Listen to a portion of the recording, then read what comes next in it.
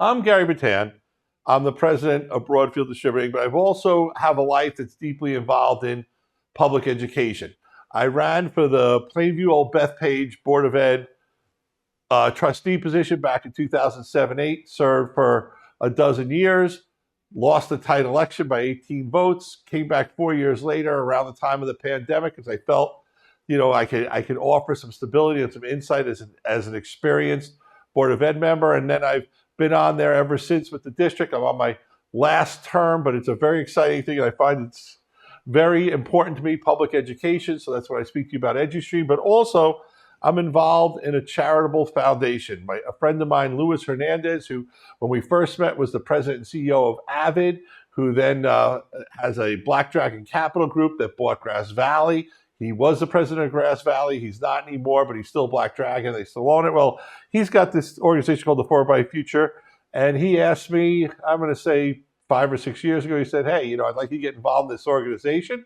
I said, cool, I'll get involved in it. And then the next thing you know, I'm not just involved, I'm running the Media Labs. So before I get into the Media Labs, let's talk a little bit about the foundation itself. Luis Hernandez Jr. is the founder of the foundation. You can bring this up full screen, guys, if you want.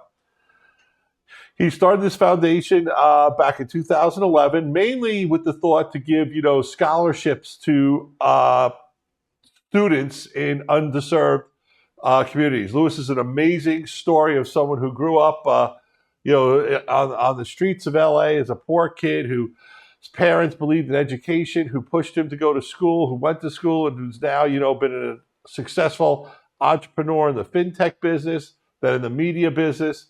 Now he's back in the media business with Grass Valley. Well, in 2021, he asked me, he said, Gary, I know you're involved with the charity. I got this idea. What if we put Media Labs in some of these schools we're talking to? Not just give kids scholarships, but give them a chance to learn about our industry, to learn what we're doing, how making video is an opportunity for them, how it's a pathway for them for career success. So, I said, Luis, you had me at hello. I believe so strongly in public education. I thought the fact to be able to help with these labs was in my, it was combining my hobby and my professional life and my public life all in one together in a great way. I was so excited to be a part of it. So what the Media Labs are basically, we're looking at underserved communities. I know a lot of you probably on here are probably from some of the wealthier suburban schools throughout the country. You guys have TV production, radio production, Media Labs, what have you. Well, we're trying to bring that technology to schools that aren't,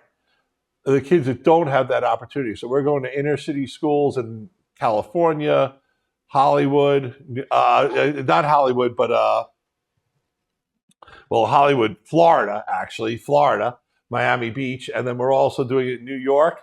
And right now we're working on the Bronx High School of Visual Arts to put a lab in there. But the Media Labs, this is what we look at with the Media Labs.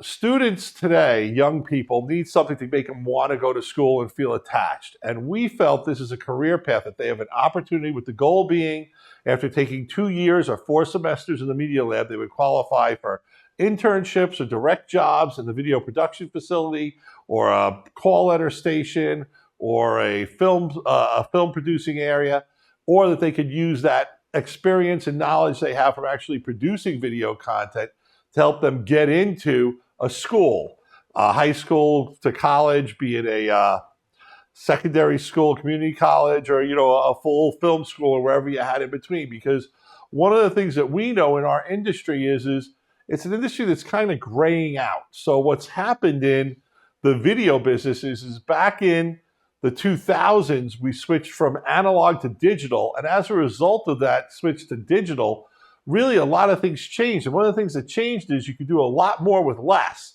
So there were a lot less opportunities for people to come into the business because the older guys were kind of weeding out the younger guys' jobs. We have this big age and experience gap. Then what happens? The world starts moving to AV over IP and IT-based video workflows, and we get hit with the pandemic. And during the pandemic, it wasn't the old guys who saved the day. It was the young guys who figured out how to produce video using things like NDI, using things like SRT so that you could bring in guests remotely on your shows and stream. And, that really opened the eyes to a lot of people of just, how our industry has a gap in it. So we're really hoping that by training these young creative people who are not getting these opportunities to realize that it's a real industry, there's so many jobs available in the industry, that perhaps we could create a pipeline into our industry while giving kids a great opportunity at the same time, which to me is just the ultimate win-win situation. So we've got 3 labs in place right now. We've got one in California, one in Florida, Miami Beach, and one in New York City and Washington Heights. Now we're working on our 4th lab at the Bronx High School of the Bronx High School of Visual Arts. We're also working with Syracuse and Compton in LA to set up some more labs. And the goal is to scale these labs to get to, 10, 20, even 100.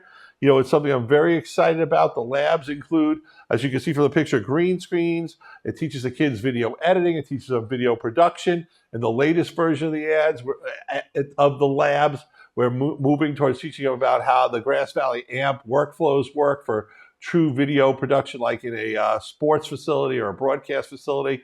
We're just so excited to be a part of this. It's one of those things that I was very honored when the guy said, would you do a segment on the show about the For a Bright Future? Because it's really something close to my heart that has a lot of meaning to me. And I feel that it's great to let people know what's going on, and that there are kids getting the opportunities to learn about this technology who aren't in wealthy neighborhoods. And while I appreciate that we're teaching this stuff in wealthy neighborhoods, and I love it, and our school district is just in the process of redoing their video lab, their video production studio. But, a lot of those kids go on to other stuff, not necessarily in our industry. I really think this is a great opportunity for kids who are, struggling, who are in poorer areas, underserved areas, to really have an opportunity to have a career path that is both can tap into their creativity and pay them nicely. So it's a nice combination. I'm super excited about it.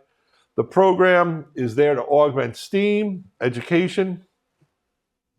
We also have other things that I'm going to get into, but, donations fund the program. So I'm going to make a little pitch here. If you're watching our show and you're from a media company or maybe one of the big vendors in our industry, and you're looking to give us a donation, be it an in-kind donation or a direct financial donation, please do to the For a Bright Future. We'll have information on that more, and I think it's in the lower third. But, we definitely welcome donations for stuff like that. And if you're a media executive or someone who's been in the industry a long time and you say, this is a cool idea, Gary, I'd like to be a part of it, reach out to me, reach out to my team, and we'll nominate you. We'll talk to you, and if it's a good fit, we'll nominate you to be on the Media Lab. The Media Lab was a committee is right now up to about a dozen people. It's the biggest it's been in a long time. We're getting a lot done. And one of the things we're trying to do that's real important is we're trying to get our Media Lab curriculum to be dual accredited, which means the kids can get high school credit. They can also get credit through a college. Now, it might not be, a big college like a Ohio State or a Harvard, but, it will be for community colleges, local state colleges. So we're super excited about that.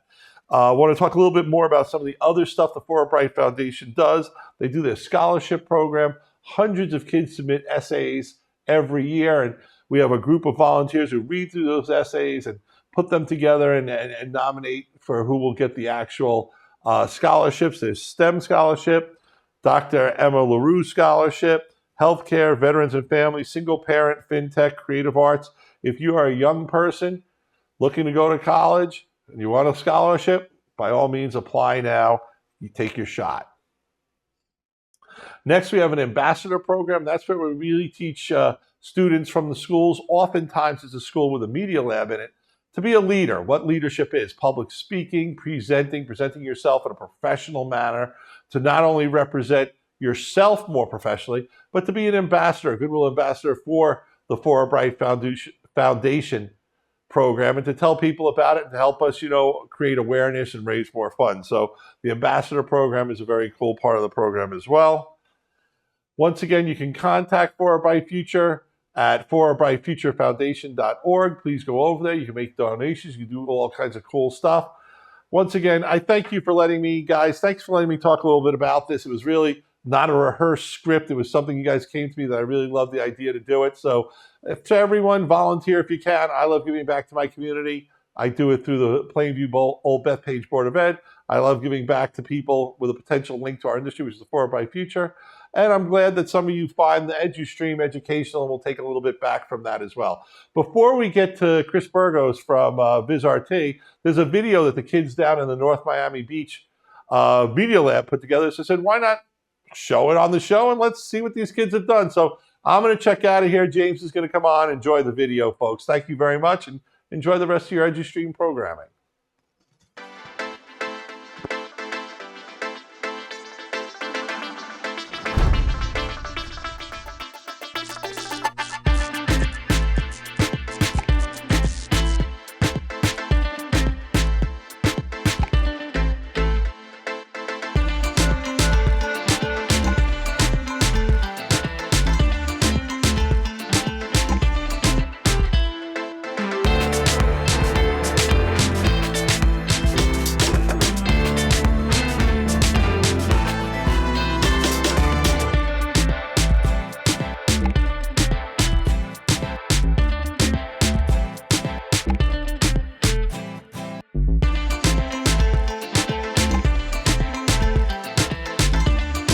I decided to enroll in the Media Lab because I've always had an interest in editing, and I thought this was a way where I could really expand my skill and knowledge of everything that goes into it, from sound mixing to coloring and everything else I haven't been able to have before.